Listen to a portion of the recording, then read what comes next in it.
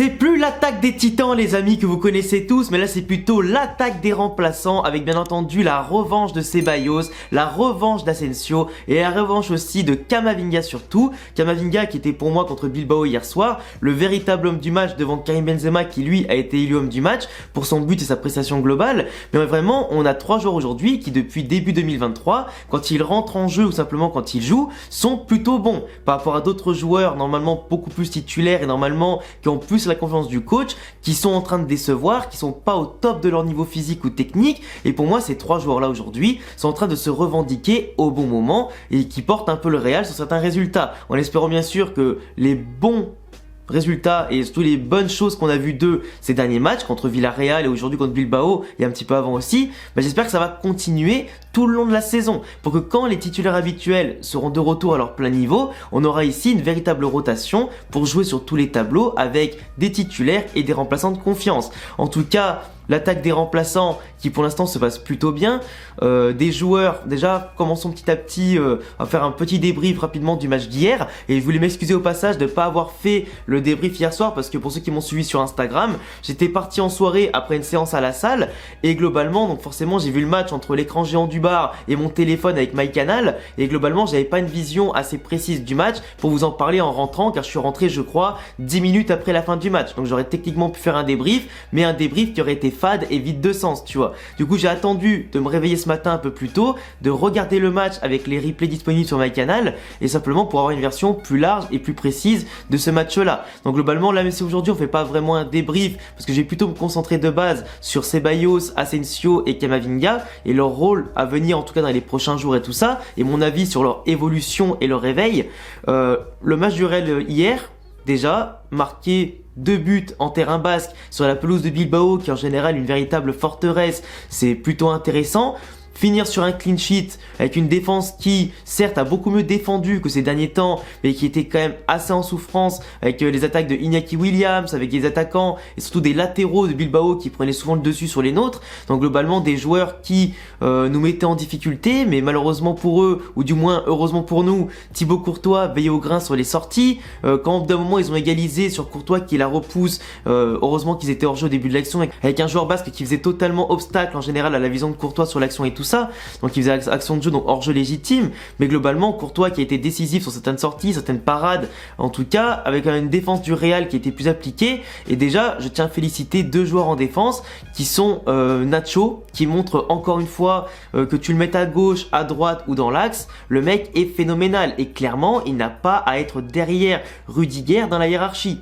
Clairement pas. Et Nacho pour son aptitude et son attitude professionnelle, son attitude exemplaire en tant qu'ancien de la maison, joueur formé au club, tout ça, il mérite clairement de jouer plus. Il mérite clairement plus d'attention de la part d'Ancelotti et il mérite surtout beaucoup plus de respect de la part de tout le monde en fait. Et pour moi Nacho, c'est un joueur qui est trop sous-coté alors que c'est un véritable soldat, quelqu'un qui est très rarement décevant.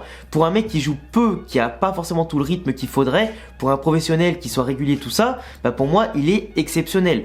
Donc vraiment incroyable. Militao pareil dans le sens où celui-ci continue son évolution d'une manière spectaculaire où il est de plus en plus avec un sang-froid avec le ballon, il fait des petits gestes, des petits sombreros, il y va avec la poitrine, il y va partout, il gagne des mètres avec le ballon, en plus il la donne dans le bon tempo sans en tout cas être inquiété. Ça arrive de temps en temps qu'il fasse des pertes du ballon ou quoi un peu douteuses mais globalement dans l'ensemble il est extrêmement bon, il est extrêmement précis et c'est pour moi dans ses interventions, sa solidité, sa rapidité d'exécution tout ça, un des défenseurs les plus complets et les plus impressionnants, tout championnat confondu en ce début de saison et même ce début d'année. Et il mérite d'avoir son statut de futur grand défenseur du Real Madrid pendant de nombreuses années parce que pour l'instant il déçoit pas du tout. À l'inverse de Mendy, alors Mendy c'est beaucoup plus repris que par les derniers matchs en tout cas, plus intéressant défensivement, offensivement, mais ça manque encore de cet aspect technique, ce côté décisif et incisif qui lui manquerait dans ses percées offensives et dans l'apport qu'il peut avoir notamment, qu'il doit avoir pour aider Vinicius à compléter les offensives parce que Vinicius en général ne va pas tout le temps aider Mendy à défendre, mais il manque cet impact offensif qui nous permettrait pourquoi pas d'être beaucoup moins prévisible en fait sur les phases de possession, les phases de contre-attaque, etc. Et globalement, on a été satisfaisant défensivement. On a su contenir Bilbao, on a su faire le dos rond quand il le fallait parce qu'au début de match c'était compliqué, en deuxième mi-temps à des périodes c'était très compliqué aussi, mais là on a retrouvé du Real Madrid, quelqu'un qui sait, une équipe qui sait faire le dos rond et placer ses offensives avec peut-être moins d'attaques que l'adversaire, mais des attaques plus précises qui ont fini au fond. Benzema qui plante une reprise de volée du gauche qui est un peu venue de nulle part, c'était parfait, tu vois, il a été capitaine, ça a été lui l'homme fort en tout cas de l'effectif pour tenir le bateau merengue au sommet, conserver les 3 points d'écart qu'avec le Barça qui avait remporté son match contre Retafe juste avant, sans avoir beaucoup brillé, mais un joli but de Pedri sur une attaque en tout cas intéressante, mais globalement le Barça qui n'a pas eu un bon football sans Lewandowski mais qui a quand même gagné, donc on était sous pression, fallait faire pareil. Le Real qui plante 2 buts là-bas, clean sheet, en plus le deuxième but, il vient de Toni Kroos qui a été un petit peu pas forcément critiqué, mais qui en ce moment ne vit pas sa plénitude physique, technique, etc., qui n'est pas très bon en ce moment, tout comme Luka Modric. Tous les deux étaient remplaçants, ils sont rentrés. Enfin, Toni Kroos, tu vois, il est rentré, il a joué 10-15 minutes. Il a mis en plus son but spécial avec le plat du pied à terre, avec un petit peu de frappe enroulée pour les poteaux. C'est parfait. Quelques jours avant, c'est Ceballos qui le remplace contre Villarreal et c'est lui qui donne le but de la victoire au Real Madrid sur le même type de frappe. En gros, l'élève avait fait la même chose que le maître sur l'instant. Là, le maître rentre à la place de l'élève et lui montre c'est quoi l'original. Du coup, la symbolique est plutôt sympa et on espère bien sûr que dans les prochains jours, prochaines semaines, que Kroos et Modric retrouveront la plénitude de leur prime pour aider un petit peu comme ils ont fait au début de saison, le Real à déployer du football et surtout rouler sur tout le monde. Parce que quand les remplaçants et les jeunes remplacent les plus vétérans et qui font du bon boulot, t'imagines bien que quand les vétérans vont venir, je sens qu'ils sont meilleurs normalement individuellement, on aura des titulaires et des remplaçants de très haut level, ça fait plaisir. Mais globalement, justement pour parler de ces milieux de terrain là, pour parler de Ceballos et Camavinga, je suis extrêmement fier d'eux parce que pour moi en ce moment, ils apportent du jeu, de l'impact, de la fluidité. Quand ils jouent avec le ballon, il se passe toujours quelque chose. Ils ont une volonté d'aller vers l'avant qui est incroyable, de toujours apporter le danger systématiquement, pas se contenter de passes latérales ou de courir simplement dans leur zone. Ils sont absolument partout à la récupération et à la création. Et pour moi, c'est des profils justement que aujourd'hui Kroos et Modric ont peut-être du mal à tenir sur une grande partie du match, de défendre, d'attaquer, d'être un petit peu partout. Là aujourd'hui, t'as des jeunes qui sont frais, qui ont envie, qui veulent prouver et qui pour moi ont tout pour rester au Real Madrid encore longtemps. Ceballos n'a pas encore prolongé, mais pour moi il faut le prolonger. Tout comme il faut prolonger Asensio, Asensio par exemple pour ses prises de balles, oui il a raté une action au bout d'un moment avec Valverde et Benzema où il met une frappe pied droit croisé qui passe à rien à côté du poteau, une balle qui aurait pu mériter d'être dedans, tu vois, mais globalement il a eu une activité, il défend, il attaque, techniquement il est hyper propre Asensio, il provoque des choses. Le but de Benzema vous allez dire qu'il vient d'une passe D de lui sans faire exprès, mais en attendant c'est lui qui fait la balle en retrait de la tête pour que Benzema puisse marquer. Donc une passe D ça reste une passe D. L'autre jour contre Villarreal, c'est lui qui donne le ballon en retrait à Ceballos sur une magnifique conservation, il le voit arriver et tout, il lui donne. Et globalement voilà, tu vois, c'est ce genre de détails là, mais des détails qui font gagner des matchs, qui te font passer des tours de coupe et qui te font des titres à la fin. Et globalement, Asensio aujourd'hui montre dans ses prises de balles, dans ses crochets qui rappellent ses meilleures heures, etc., que physiquement il a affûté, qu'il a la rage, qu'il a envie et que ça y est, les mettre dos au mur ces mecs-là, sanctionner les titulaires de mauvaise presta et mettre ces joueurs-là qui rentrent et qui te font passer des tours, qui te redonnent confiance, etc.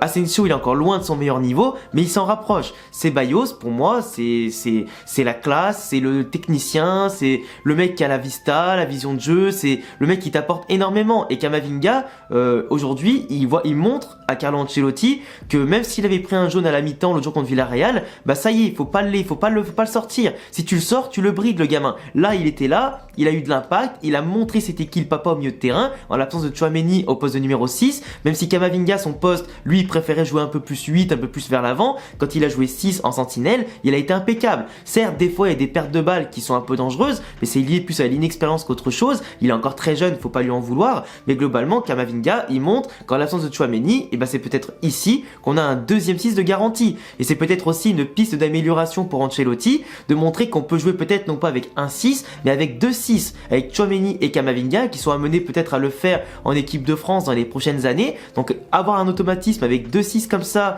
au Real Madrid dans un 4-2-3-1 pourquoi pas, ou un 4-4-2 à plat, ça pourrait être exceptionnel. Parce que si les deux s'entendent bien au Real et en équipe de France, ils vont avoir les automatismes pendant 5 ou 10 ans au Real, dans le cas où ils resteraient bien sûr chez nous toute leur carrière quasiment. Donc ce serait phénoménal. Et pour moi, c'est une piste à creuser pour le court, le moyen et le long terme. Oui, il y a des vétérans en place, oui, il faut faire tourner, mais aujourd'hui, Camavinga, par rapport à ce qu'il apporte sur le terrain, les prestations XXL qu'il fait, le sortir du 11, avec le retour de Tchouaméni ou pas, c'est compliqué. Tchouaméni, il est meilleur, il va apporter plus d'équilibre, tout ça, mais Camavinga mérite de jouer sa place avec Tchouaméni ou les deux à côté. pour moi clairement ça se vaut, tu vois. Le temps que Kroos et Modric reviennent au top de leur niveau et tout ça, tu vois. Ça c'est possible.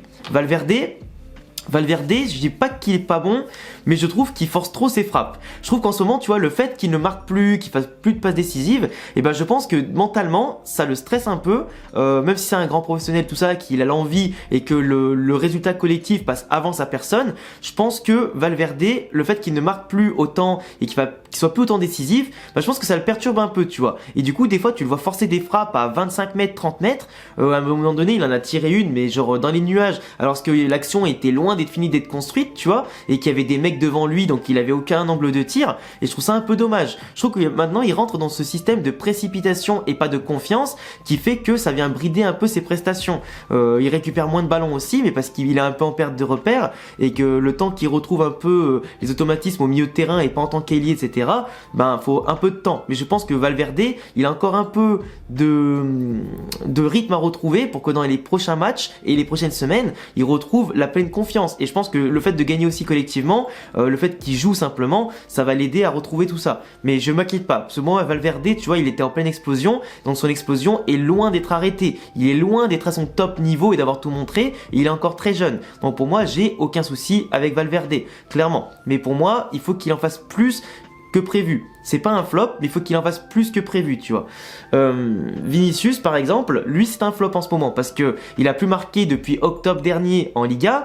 Pour un attaquant, ça commence à faire beaucoup. De l'autre côté, il force trop ses trucs, il force trop ses frappes, il force trop ses gestes, il joue trop perso, il se laisse trop vite déconcentrer, mais on en parlera dans une autre vidéo plus précisément de Vinicius. Mais Vinicius, il est à l'envers. Et pour moi, aller sur le banc, ça lui ferait du bien. Ça lui ferait du bien pour laisser Rodrigo à gauche, ou pourquoi pas mettre Asensio à gauche et Valverde à droite, enfin peu importe. Et pour moi, c'est pas ça. Mais globalement, pour tout ce qui va être en général le match du Real, tu vois, c'était pas le plus grand Real du monde, il y a eu un peu d'action, c'est sympa, c'était un peu plus fluide que d'habitude, mais voilà, tant qu'on n'a pas pris de but, qu'on a été plus solidaire et que devant on a été efficace, du grand Real Madrid, maintenant il faut voir ce que ça va donner contre l'Atlético en Copa del Rey. Mais globalement, je pense qu'Ancelotti doit faire confiance à Camavinga, doit faire confiance à Ceballos, doit faire confiance. Alors Asensio par rapport à Ceballos et Camavinga, c'est pas celui qui serait le plus titulaire, bien sûr, partant titulaire pour les prochains matchs, mais globalement Asensio, là techniquement il déçoit pas, il est décisif en plus de ça, donc pour moi le sortir du 11 comparé à des joueurs comme Vinicius ou Rodrigo qui sont moins décisifs en ce moment, même s'il est vrai que Rodrigo